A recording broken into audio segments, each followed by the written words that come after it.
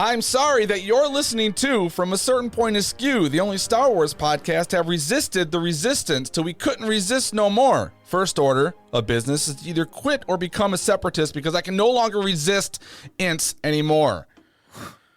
I'm Jason the Angry Ginger Jedi Guy. Emphasis on the anger. I'm broadcasting live from the pointless and unprotected Colossus, but at least I'm in the high tower residing inside a very comfy Wookiee Poot Studios. I'm not alone. Please allow me to introduce one of the hard-shelled plebes, the engineer in the basement, so to speak, Darth Matthews.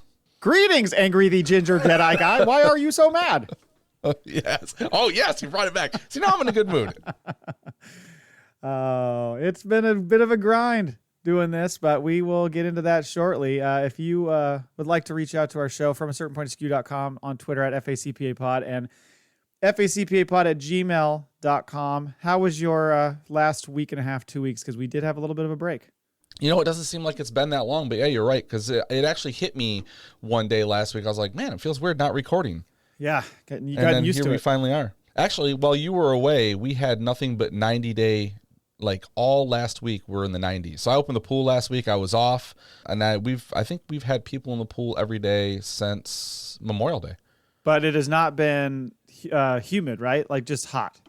Yeah, just hot. Yeah, you're right. Yeah, you don't walk out into like that sweaty wall. Yeah, right. Yeah. Yeah. Because I was on the East Coast. I actually got a little closer to you at times. Yeah. Went to DC and then went to Kentucky, Louisville. Was getting closer to you, not quite there, but I used to live on the East Coast for a little while, and I just remember summers and walking into that fucking wall of heat when you leave your house, and I absolutely hated it. And I was like, ugh, we might have that. Maybe we're early enough in the year. So there were a few days where it was like, fuck, it's hot, but it's like you're in the shade, you're actually fine. It felt very much like West Coast heat, you know? Okay, I've never experienced the West Coast heat, but that's what West Coast heat. That's what West Coast heat is usually like. It's you can escape it. You can't so much in the East Coast. So. But no. It was a fun trip. It was exhausting. And I started on the plane ride home. I was like, okay, let's crank this shit up, and started watching Resistance episodes just on my phone. So I watched probably the first 6 of them on my phone, and then, watched the rest. Did you have the consultant sit next to you? Did he watch them with you? Well, he told me something about it. I said, don't waste your time. I said, you got through this whole thing, right? He's like, yeah. Because he would have been, at the time, he was like 9-10 years old, something like that. When did this come out? This was 2018. Oh, so it was a few years after the first. So that was after the second movie. Correct. Yes. Oh wow. Okay. Yes, and there are some ties, things that tie in there. Yes. But yeah, I said it's noticeably for a younger audience. Mm-hmm. It's definitely way more lighthearted, and he said it gets more serious in the second season. That's what I had tweeted out, that I was struggling to make it through it, and I had heard that from I don't know if it was a listener or not, but I think it was, yeah. Mm-hmm. So anyway, we'll see how that goes. But anyway, what's on the show today? On the show today, well, we've got a whole shit ton of news before we get to the fun stuff of the Resistance. Slow drip of the Ahsoka news. Sackhoff stories. Oh, she's talking and talking. She needs to get her own podcast. She does. At this point. Taika seems stuck. We're going to do some Star Wars Resistance Season 1, Episodes 1 through 11. So excited, can't wait. Let's start now. And then we'll wrap up with one email in the Maul Bag. Shout out to, I'm guessing, Brian Auer. Ding, ding, ding, ding. Ding, ding. All right. He sent it in response to our last episode, so it came in a little while ago. Okay. Yeah, so no question of the week because I was too busy to try to pull something together. So we'll start doing those again next week. But yeah, in the news, so heaps of Ahsoka news has dropped lately. Yes. The most notable is being that it's coming out August 23rd, at odds with your prediction of you've been on record as saying it will be delayed. I'm not upset about this. I want it to release in August. Disney keeps fucking with us, and I know with the writer's strike going on, I'm like, they're going to pull this, trying to give themselves some more room on stuff. But with this what was it, just like 3 days ago, they put that new one out. It says August 23rd. August 23rd. And they had a new little drop, which there might have been maybe one little wrinkle, but it was mostly just same shots from the trailer as far as I saw. But there's also a lot of stuff that's been kind of seeping out at a slow pace. That always happens when Empire Magazine does an article. They kind of leak little bits out. And I think that magazine episode or whatever issue drops today, I believe. Okay. I haven't seen anything posted this morning about new stuff that's come out since. Yeah, I haven't either. So we'll see. But some of the stuff that came out, They got into Ray Stevenson's character, Balin Skoll, and said he is a he is a former Jedi who survived Order 66 and then kind of became a mercenary and took on an apprentice, which is Ivana Sakhno's character, Shin Now, Hati. wasn't this something that we kind of predicted earlier on when we were talking? We thought maybe he was a Jedi that survived. We thought it could have been that, yeah. Yeah, you heard it here first. Yeah, we were first once again. First to predict Ahsoka gets pushed in November. But there was a quote he had, Ray Stevenson. He previously stated, quote, about his character: "He's not genocidal or malicious or overly aggressive. He will request that you get out of his way, but if you don't, he will take you out his way." So not necessarily led by a great cause, sounds like. More of kind of like a survivor, just kind of simply trying to keep himself afloat, I think. And I don't know. We'll see. In interviews, he seems to insinuate like you don't fully understand his motivations.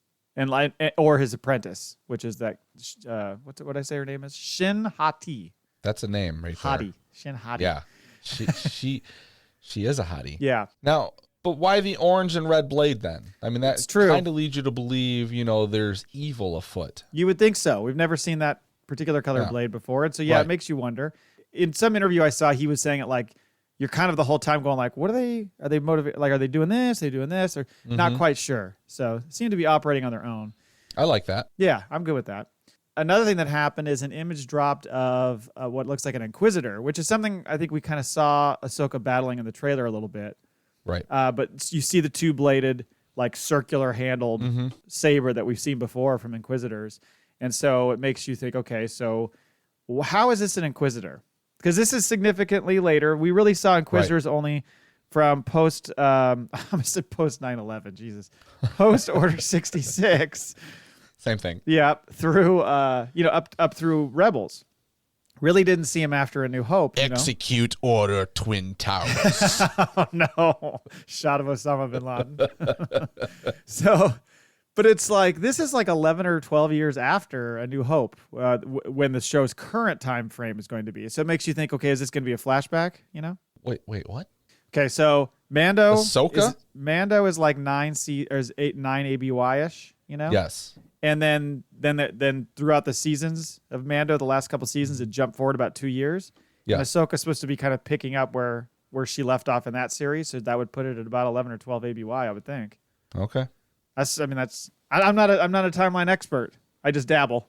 We need to get one of those. We need to bring Cole back. Yeah, exactly. They released a book, recently. Yeah, I called Timeline. Yeah, so I don't know. Maybe that would help. But I don't know. You think it's going to be flashback, or do you think it's current? You think there's currently an Inquisitor running around looking for her? Well, I mean, why couldn't one survive? This could be like maybe the beginning of where the Knights of Ren come from. Maybe they're going to play with that. This could be, looking at the picture, though, it's either a very skinny man or it's a woman, because there's no bicep on that arm. It could be. Much more lean. Yeah. Maybe it's Ezra. Oh, fuck. Dun, dun, dun. We're going to get into that in a later episode. Okay. What happens if Ezra's evil? Ezra's evil. So, yeah, it I don't know. It made me wonder. It also made me think, Inquisitors don't do well against Ahsoka. She eats pieces of shit like them for breakfast. Yes, she does. So that's not going to end well for that Inquisitor. That makes her sabers hard when she has to run into one of them. She fucking loves it. Took one out in Tales of the Jedi. Rebels. It actually pisses her off when it's only one of them. Yeah, I know. She's like, give me a on. challenge. I want more than this. Yep. And then one other thing that I wanted to mention from this stuff is just, I think this came out right after we recorded our previous episode, and that was the hot rumor that Tamora Morrison's going to play Rex in this series, which is not a surprise. I guess the only question again then is similar to the Inquisitor thing.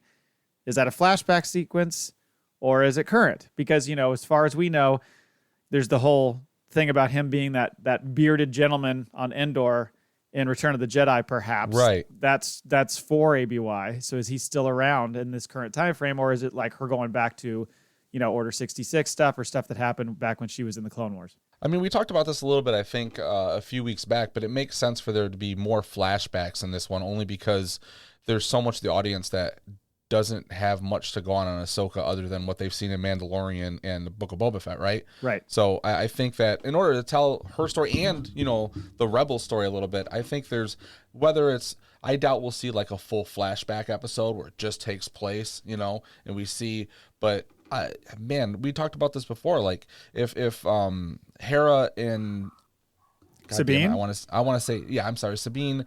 No, I want to say not Ezra, Kanan, the son, right? You know, what's the explanation there? Is it just going to be through dialogue, or are we going to see something in the past? I don't know. There just needs to be, to me, I'm sorry about this dog. It's I okay. want to force choke it. It hasn't, like, I looked at it earlier when I was upstairs. I was like, I'm going to put you in the bedroom. And I was like, you haven't barked once today. You're being good. Yep. And now I regret everything.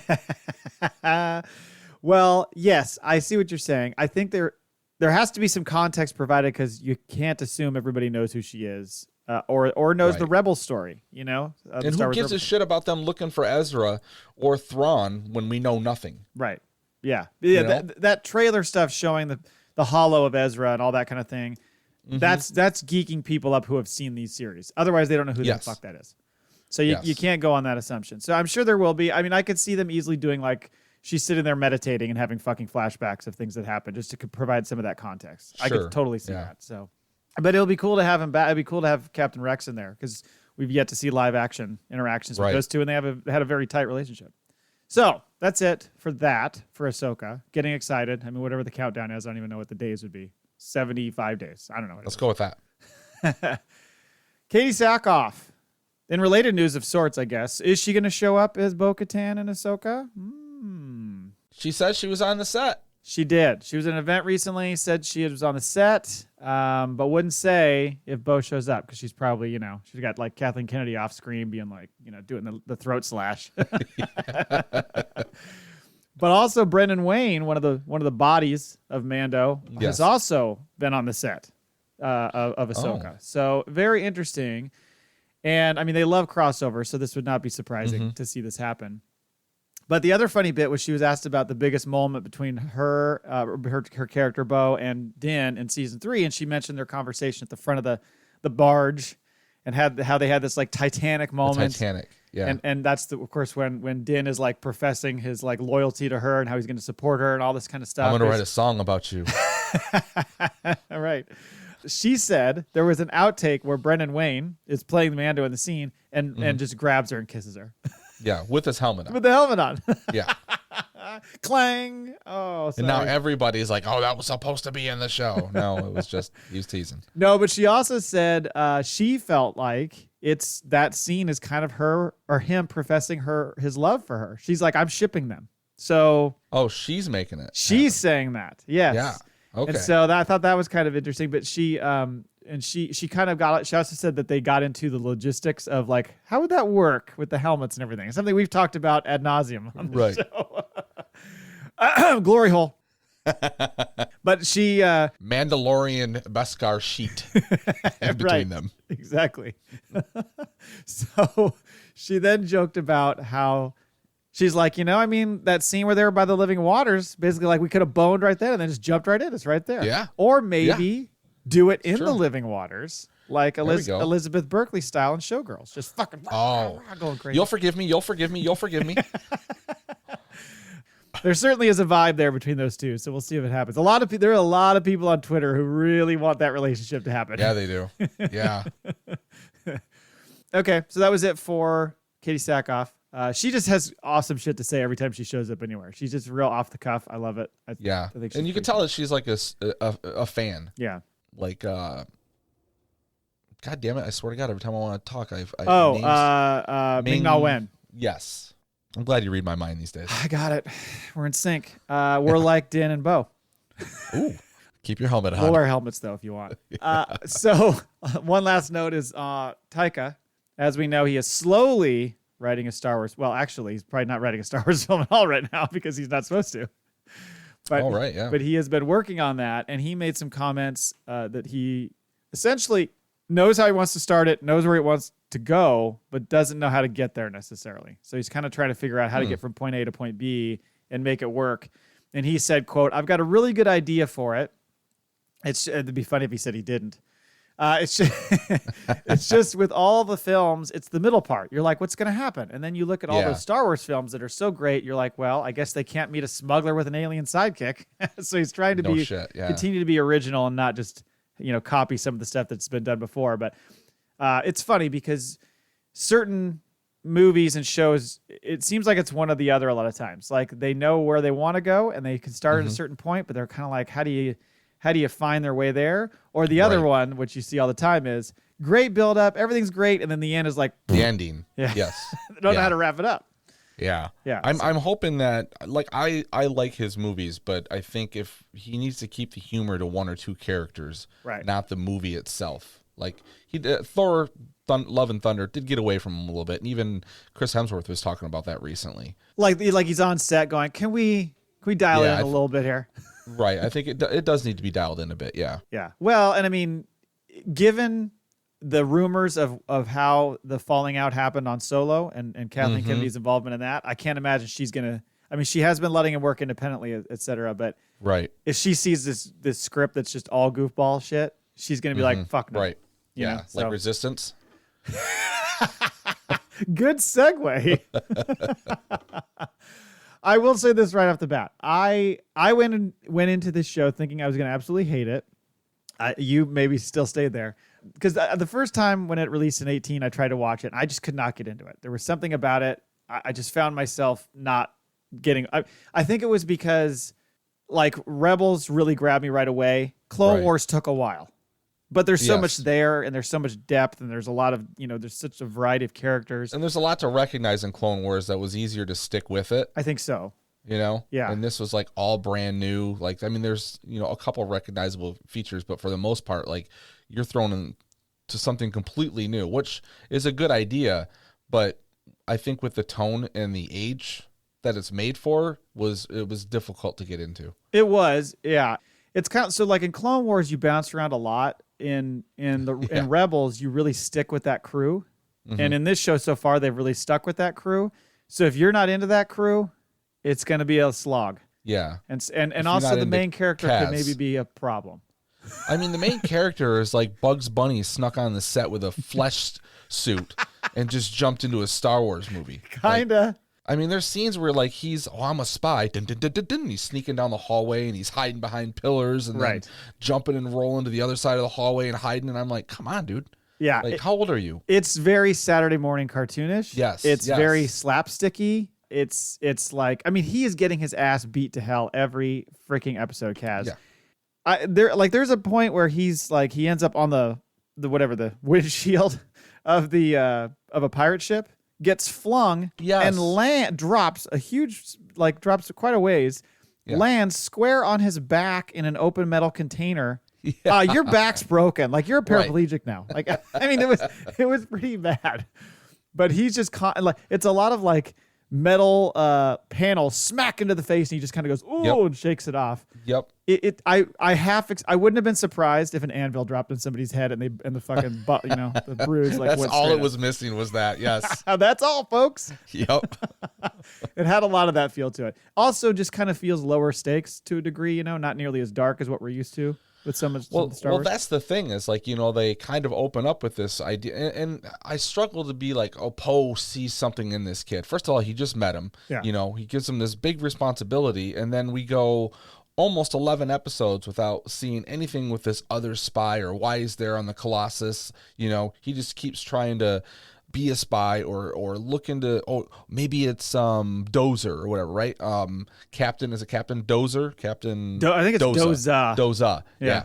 And I don't know, it's so, like, I was talking to my son because he came in and he saw me watching it, and I was telling him, I was like, Dad, what are you doing?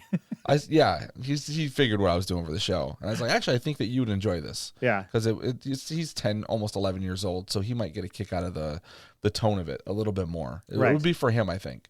But the stakes, you're right, they don't seem so high, and also like, it seems like this is just a long version of what's going to be Rogue One again, where they're gonna find out about the Star Killer base. Yeah, and clearly, because obviously Clone Wars had ties to prequels, Rebels ties to A New Hope and the original trilogy. So this is very much trying to pull from that sequel trilogy, which in some ways I was like, cool.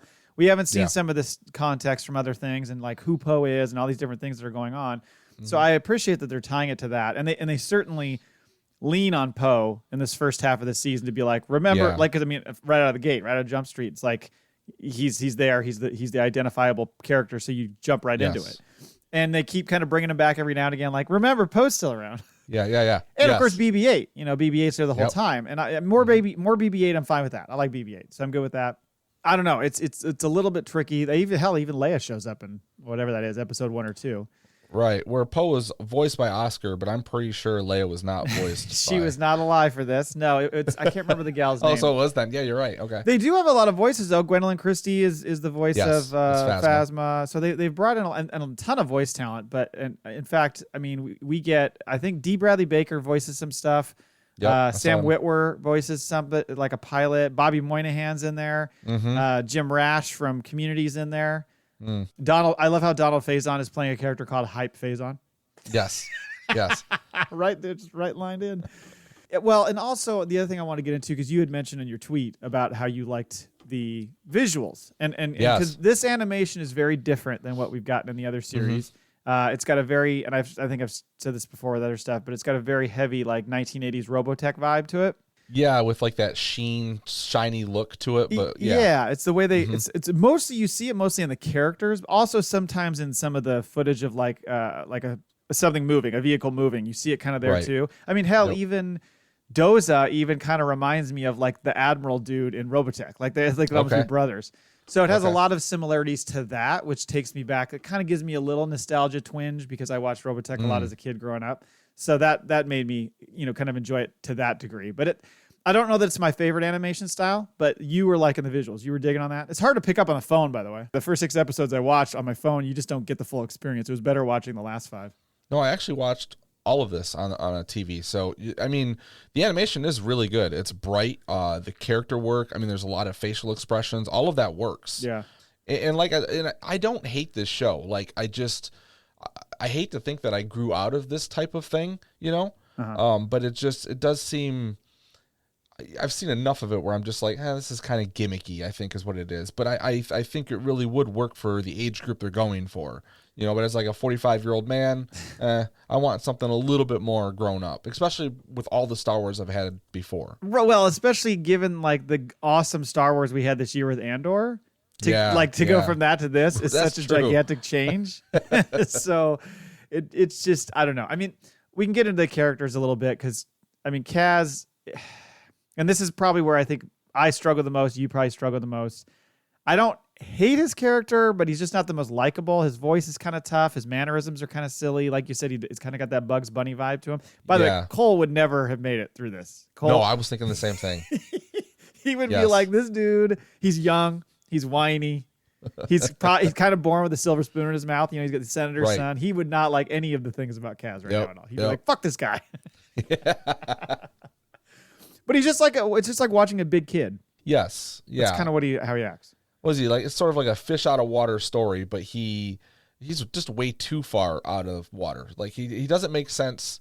Like, I don't get, okay, he's supposed to be a decent pilot. He wants to be the best pilot. He's thrown into this like ace place where he maybe, I don't get it. Like it starts off where he does this race and I'm like, okay, is he going to continue racing and build his way up? And then he doesn't race again, except for, no, he doesn't, does he? No, he goes out on that speeder bike at one point, and then he also, the only other things he does is just go into space. He doesn't race again at that point. Right. Yeah. Well, I mean, he did kind of, the fireball kind of got a little fucked up at that point, so maybe they're still repairing it. I don't know. But I just remember all of the trailers for the show when it came out was all about the racing team, and it was all like just a different X-Wings or fighter pilots or whatever, and those rings, and they're racing through, and it's not that much at all. Like, one episode they've got to defend the place against pilots. Pirates. I'm sorry. One episode, he goes on this mission with Poe, which it has more to do with pirates. But I mean, where it ends, the 10th episode kind of okay, but 11 when him and Poe go to that place, that was great. Like, I want more of that. Yeah, I think we'll get more of that. I think we'll get more of his racing. It certainly kind of reminded me a little bit. Did you ever see the Planes movies? Yeah. It kind of had a little bit of that vibe to it. Kind of like like you said, fish out of water, guy like kind of a little bit in over his head a bit. But you're right. It's, I don't know. It's I don't want to get into like a younger audience cartoon and be like, his powers as a pilot, his skills as a pilot really aren't earned yet. but that's kind of what it feels like. Yeah. So, well, let's talk about Neeko for a second, because I do actually like Neeko. I could see where people would get annoyed by him, but I love the fact that he just takes everything literally. Yes, everything. The one part is like, where'd he go? And he gets on the intercom. Where are you going? Well, I'm going to ask the Empire why they are here, or the First Order. Why they are here. I love that. It's like, no, you can't do that. He literally says, my friend over here would like to know why you're here. That's pretty funny. It's Josh Brenner, who's from, he was on Marin and he was on Silicon Valley. You know who he is? Who was he on Marin? Marin, he was his assistant. Remember when he had that young guy who was his assistant, like the first season, I think it was of Marin? Oh, okay. So the one that drinks the Slurpee in Silicon Valley. Yes, He's exactly. always got the, okay. Yeah, All big head is what they call him. Big head. That's that guy. Right. He does a great job. I think that character is really funny. And it's funny because he acts like a droid, but he's obviously not. He's literally a Nikto. He's an alien, yes. Yeah, but I think he's been good, and it's one of those where they used him a lot early. They've kind of used him more sparingly as we've gotten later toward our episodes, and I'm like, I could see how you wouldn't want to abuse the humor element of him. However, go ahead and use him more. I agree. Yeah, I'm good with that. He doesn't come off annoying like C-3PO.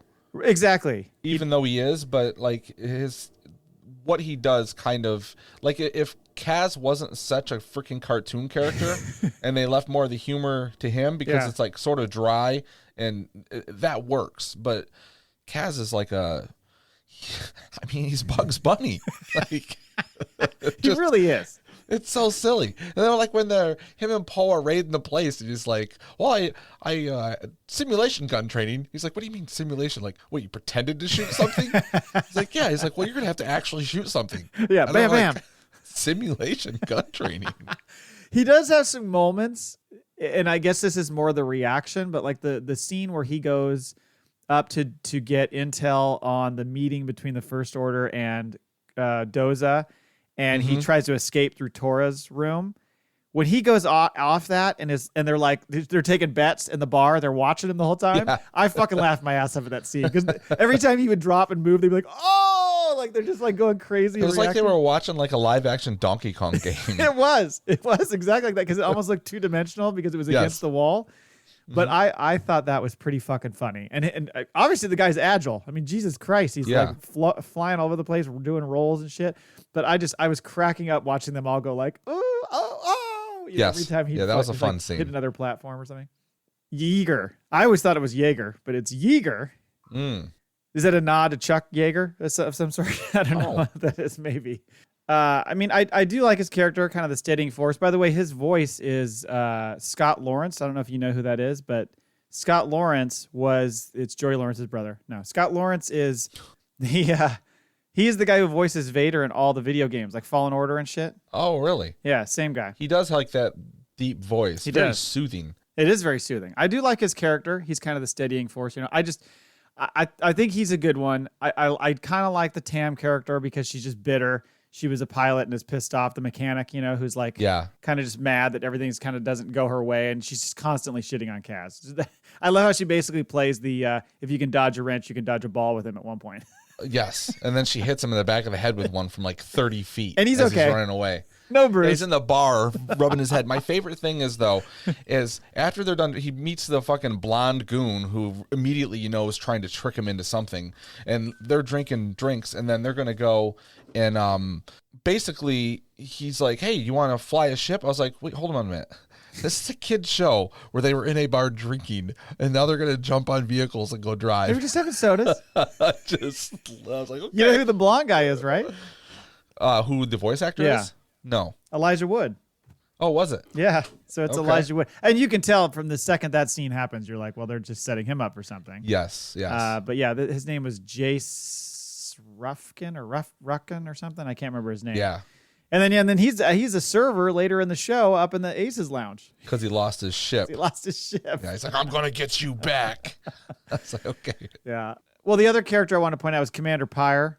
The one covered in gold? Yeah. Is it a lazy way to introduce a cool new character by just having him be a gold version of Phasma? Yes. Yeah. And well, then you got the guy walking around in nothing but red. Yeah. Oh, right. What was his name? Viclor or Vaughn. His name is Baron Elric. I'm not kidding. It's Baron Elric Von Reg. So he's basically the Red Baron. Yeah. Oh boy. Sounds like a character from A Knight's Tale. Yeah. Oh my God. Yeah. But yeah, Commander Pyre was just like, I mean, and he's gold, but she's silver, but she's his commander. I'm confused. I'm a little confused by that. But I think we're going to see that Commander Pyre quite a lot in this. Excuse me. She's platinum. Is she platinum? Maybe that's what it is. Ranking her higher. Platinum gold. There you go. She's the boss over the Baron and the gold pyre. The golden pyre. The golden pyre. Yeah, I think a couple other things I want to note. And one is like, okay, this is meant to be, have a spy vibe to it, obviously. But how are you going to drop in on the Colossus with fucking Poe Dameron? Do people not know who this guy is? Right.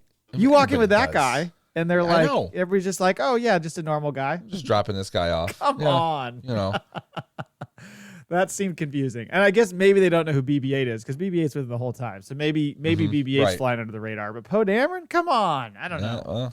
I also do like the whole bit with the First Order kind of putting the squeeze on Doza, trying to get protection for the Colossus. It's got kind of that, it's a bit of like a kind of a mafia thing. But I'm trying to figure out like what is the First Order's point to wanting to have control over this Colossus base? Because isn't it like a massive refueling station? It's like the biggest one in the area, so they want to just own it. Okay. I think that's it's a depot that they can control of who's coming in and out. Okay, that works because I know there was the whole argument. Well, we'll see how much you can do when you don't have any fuel. And I'm like, what was after? I didn't pick up on. Yeah. I didn't realize that was the purpose of the Colossus. Like to me, it was just like a giant station where people came and raced. Right. No, I could see how you'd think that. I think it's meant to be like a huge refueling station, like the biggest in the area kind of deal. Okay. It also kind of reminded me a little bit of the Mandalorian and what we saw with Elia Kane getting the pirates to attack Navarro. Like, force them into a place where they ask for your help kind of thing. Yep. So I could see that happening. What was the other thing I was going to mention? That was kind of it for the main scenes. Some of the racing stuff's cool. I would, like you said, like to see more of it. I think they could use it a lot more in the series, and we'll probably get more as the season goes on, I would assume. In fact, I'm guessing we get more of it this season, but maybe not in season 2 because they're going to really get in deep into all the spy shit and all the rebellion stuff or the resistance stuff. That would be my guess. And like you said, those missions he does with Poe. Fuck, by the way, he goes on that mission. Oh, with the little monkeys. Yes, there's a gigantic. And then there's the one on fucking steroids. I was like, and I didn't catch on at first because it was just like a lot of chasing or whatever. But that last shot where he reaches for him, and it is that creature's face, but like enormous. Yeah. And I started laughing. I go, wait, that's one of them? I know. I may have been on my phone playing around, but I laughed my ass off when I realized that was like it was like 100 of them in one. I know. How did that happen? How did that one get huge? I don't get that, but it was kind of funny. You've got that Sonara character that they found who's like in with the pirates, but clearly has like a moment with Tam where she's like, hold on, you like just sacrificed your life to like save me. So is she going to be good? Is she going to they kind of leave that open because it's like a two-parter, right? So Poe and Kaz go to this place, and they run for their lives, get chased by these, and there's one person they find alive who they think like lived on this or worked on this secret station, whatever, right? Yeah. So they bring her back to Colossus as a survivor, and then the the cliffhanger is she's one of the pirates that invaded the place and was attacked.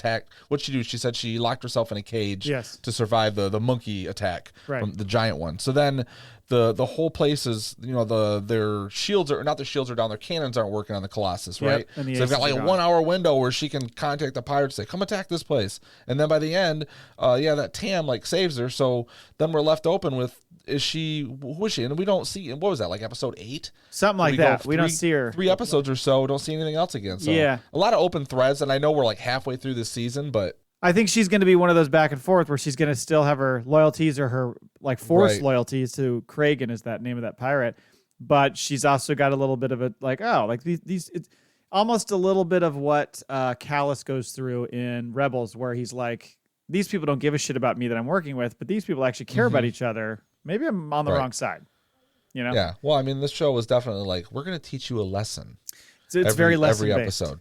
Yeah. Yes. It's like almost like G.I. Joe. I was just gonna say the only thing this is missing is that last fucking segment with where they you got to stay away from down power lines. Knowing is half the battle. Yeah. Oh man.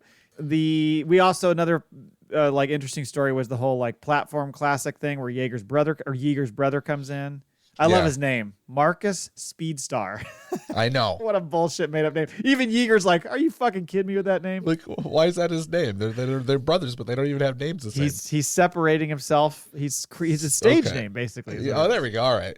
And again, apparently he accidentally murdered Yeager's family by Right, the whole family. yeah, just wiped them all out. And Yeah. I love how he's like, well, I could understand how Yeager would be mad about that and hold a grudge. And then eventually he's like, well, shit, you're my brother. We're working on it. And I'm like, dude, Right. he killed your whole family. I think it's okay to just be like, no. Yeah. That's an awful lot of forgiveness to work in. You also get the, what are those things called? The turtle shells in the engineering basement. well, that was funny. Uh-huh. I totally forgot to write that down. Yeah, they go down to the engineering room and it's all these little turtles rolling around. And I love how they would just roll on their back sometimes and go to sleep. And yeah, and like they're just clinging to the wall, slowly climbing. They're fucking everywhere. They're like leeches with shells. Oh, it was the oh my god, what's the name of it? I thought I had it written down. It's the people that we saw, the Guavian Death Gang. That is something from Force Awakens. It's those dudes with the red helmets that almost look like they have a symbol on their face. Yes. That was, we saw them when we first met Han Solo in Force Awakens, when the guy shows up and goes, Han Solo, you're a dead man. Remember that? In the ship? Yeah. On Han's they ship, were with, where he's okay, hauling the yes. Rathtars.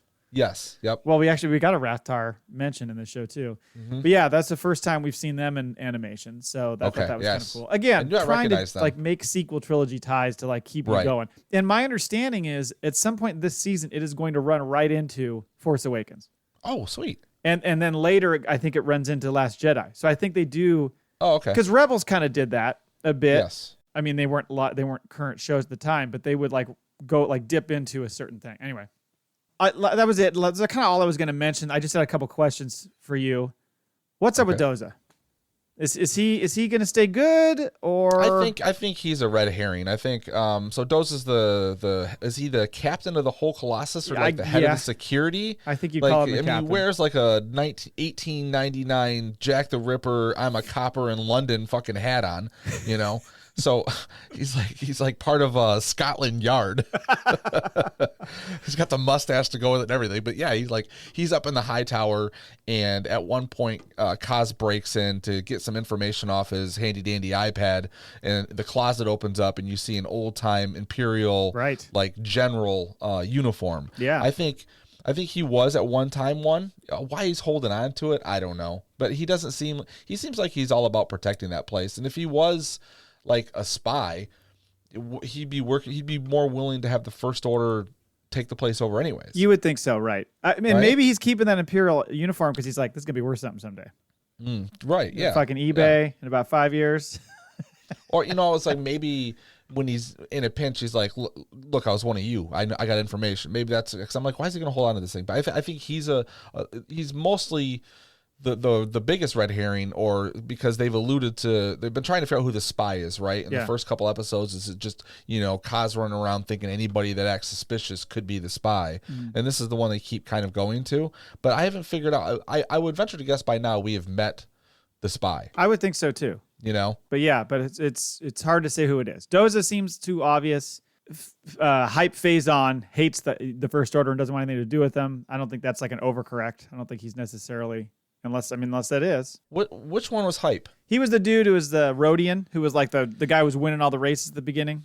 Green ship. Oh, yeah. Okay, yes. The one that just kicks back in the lounge and it's like, bring me a drink. Unless it's like, I don't want to be involved with the First Order because essentially that'll blow my cover. I don't know. Yeah, so I'm not sure who the hell the spy is supposed to be at this point. It's Neeko. Anti-T or whatever.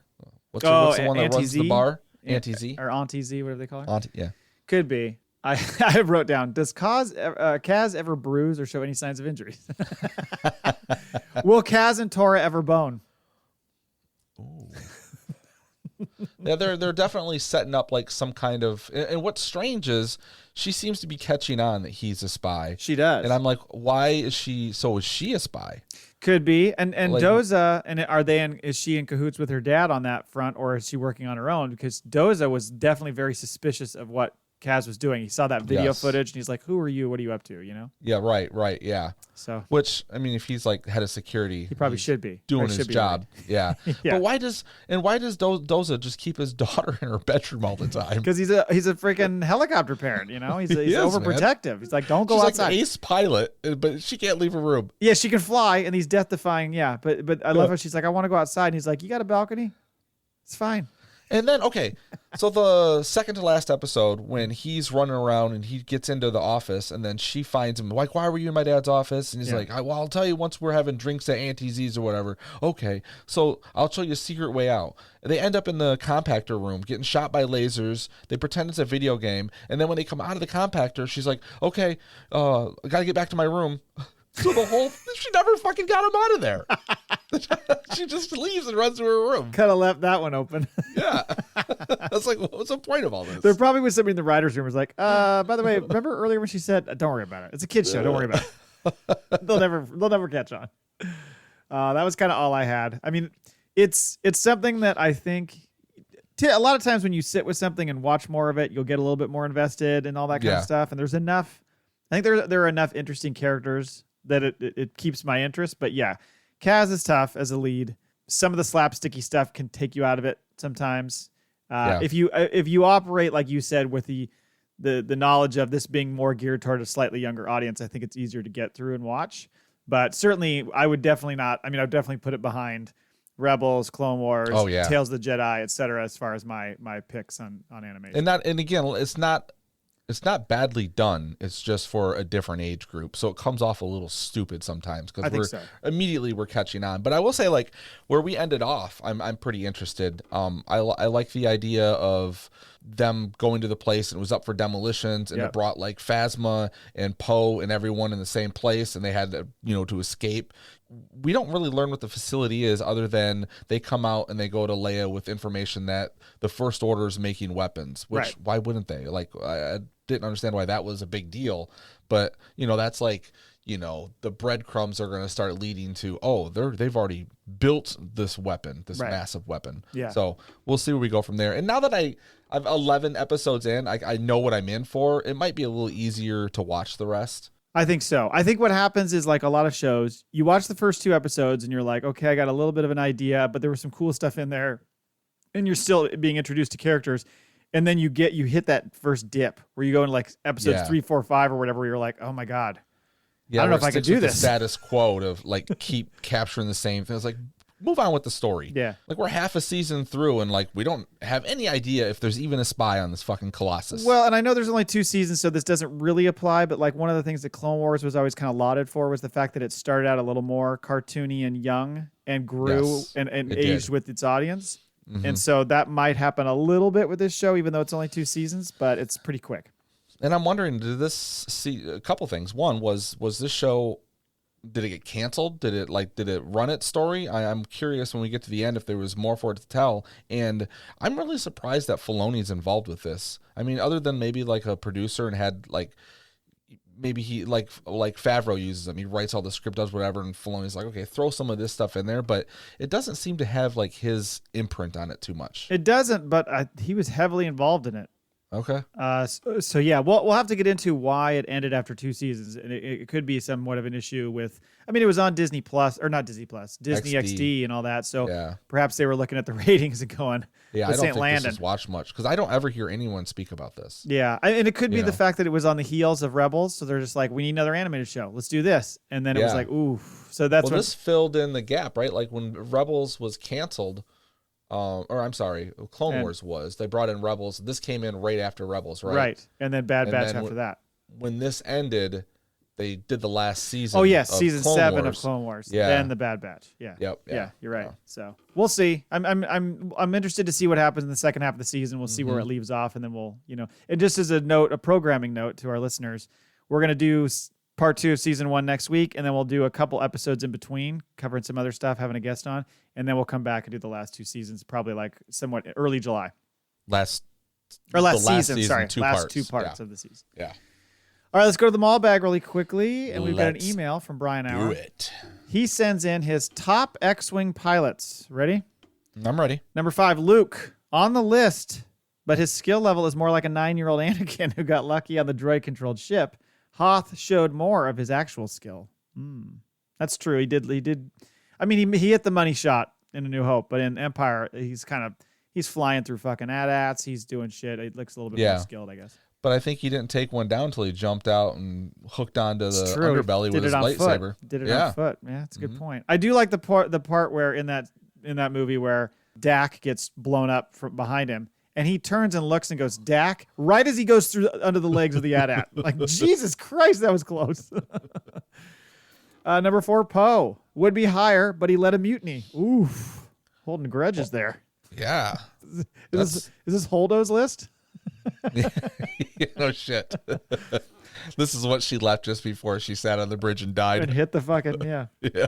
3, Wes Jansen and Hobby Clivian. So Wes Jansen, I remember, is the one who rides shotgun to Wedge, because Wedge goes, nice shot, Jansen, or whatever. You know, he's the one who hits with the tow cable. And the other guy, he says they have both appeared in Rebels, Empire Strikes Back, and Return of the Jedi. I don't remember Hobby Clivian as much. I think I looked him up, but I can't remember exactly his role. Number 2, Wedge survived 2 Death Stars. Well, yeah, we know how he survived one of them. I'm out. And number 1, Corran Horn. Wedge said, I think I got this right. Wedge said in Wedge's Gamble, I never want to vote against the pilot surviving flying into a lightning storm, but I'd rather vote for Corran surviving than against it. So does this just mean that this guy was such a legend? Wedge was like, that's the guy? He could dodge lightning. Yeah. Yeah. Okay. He's an amazing pilot. Corran is so great. Didn't we talk about this Corran Horn before? I don't remember talking about Corran Horn. I think we've talked about Corran Horn. That sounds like a Star Wars name. Corran Horn. Corran Horn. Yep. All right, that's it. Thank you, Brian, for sending in your Maul Bag. Everybody, if you'd like to, if you have any thoughts on Resistance, please send them in, because it'd be fun to go over some of those in the Maul Bag next week. Please do that. If you've watched it, tell us what you've liked about it. If you haven't watched it, let us know why you haven't watched it. But we had one email, so I want to see. Oh boy, 6 fucking emails in the Maul Bag by next week. Ken, you hear that? All right. Yeah. Ken's gonna send me 6 single words. I've seen the numbers. We've got listeners. We got more than 6 listeners. True. You know what? I will allow one email. I'll allow if it's from a listener we've never heard from before. Oh, okay. So the challenge is out there. If we hear from a new listener, and it doesn't even have to be about Resistance. Make it something that I want to hear about. Or maybe you're like, you know what? I've listened to your guys' show for a while, and you're both kind of fucking annoying. I don't know why I keep listening. That's fine. Just send that in. Yeah. Are we the Kaz and Neeko of the Star Wars Neeko podcasting? has redeemable qualities. Yeah, that's true. All right. That's it. Thanks for listening. Until next time. Laugh it up, fuzzballs. We have spoken.